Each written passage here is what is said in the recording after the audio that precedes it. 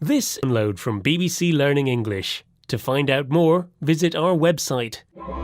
6 Minute English From bbclearningenglish.com. Welcome to 6 Minute English, where we bring you a thoughtful topic and 6 items of vocabulary. I'm Rob. And I'm Neil.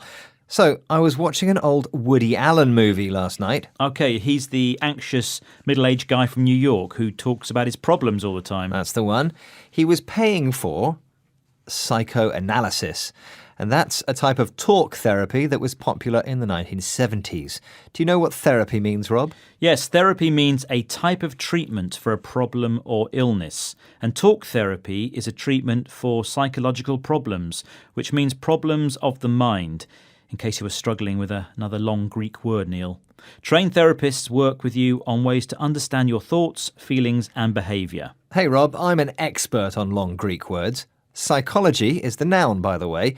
And the prefix psycho in front of any word means to do with the mind. For example, the horror movie Psycho, which is all about the disturbed mind of the main character, Norman Bates. Where disturbed means not thinking or behaving in a normal way because you have psychological problems. Norman Bates would have found talk therapy helpful, don't you think? I'm not sure, really. Anyway, let's have a quiz question, shall we now, Neil?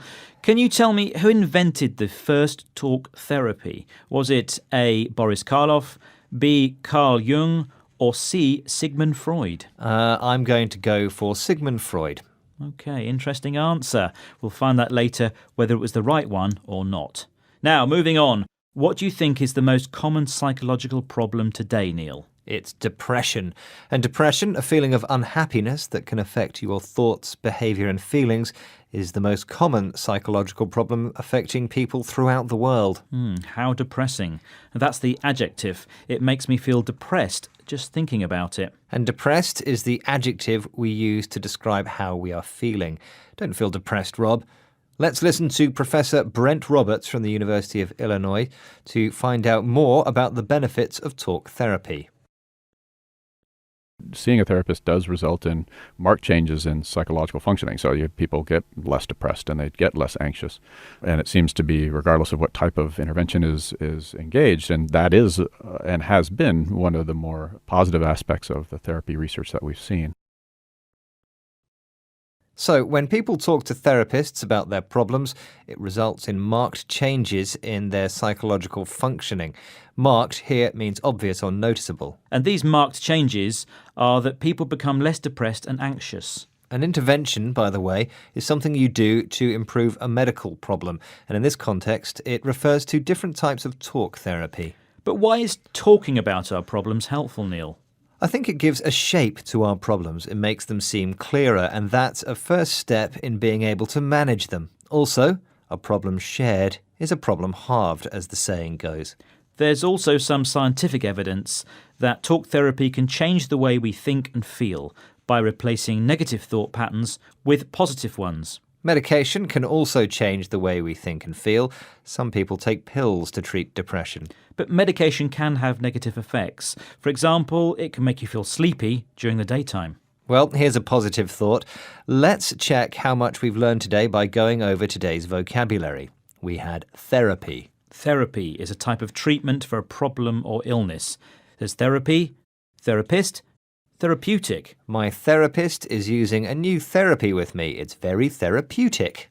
Therapeutic means treating an illness, but in a more general sense, it can simply mean relaxing. For example, I find listening to music very therapeutic. Okay, next up, psychological, relating to the mind. Psychology, psychologist, psychological. Depression and anxiety are both psychological problems. My friend is studying psychology at university. I want to be a famous psychologist. A career change at your age, Neil. You've kept that one a secret. Okay, number 3, disturbed. Not thinking or behaving in a normal way because you have psychological problems. She was a disturbed young woman. Or disturbing. I've been having very disturbing dreams recently. Oh, poor Neil. Disturbing here means upsetting or worrying. Next item, depression, a feeling of unhappiness that can affect your thoughts, behaviour and feelings. We felt depressed by the news. The news was very depressing. Oh, right, let's lift the mood. Marked means obvious or noticeable. There's been a marked improvement in your English homework. There was a marked increase in the company's profits last year. And finally, intervention. Something you do to improve a problem, medical or otherwise. Let me intervene at this point. Intervene, that's the verb, and in this context it means to interrupt. And say, we've forgotten the quiz question, Rob. Oh no, good intervention. Yes, let's remind ourselves of that quiz question. Who invented the first talking therapy? And you said Sigmund Freud, which is the right answer. So well done, Neil. Psychoanalysis was invented in the early 1890s by the Austrian neurologist Sigmund Freud. The patient lies on a couch and talks about their thoughts, feelings and dreams while the therapist listens. Psychoanalytic sessions typically last 50 minutes and take place 4 to 5 times a week. OK, good to know. But I think I prefer our own brand of talk therapy here on the show. And listeners, you can express your thoughts and feelings by visiting our Facebook, Twitter, Instagram and YouTube pages. Talk to you again soon. Bye-bye.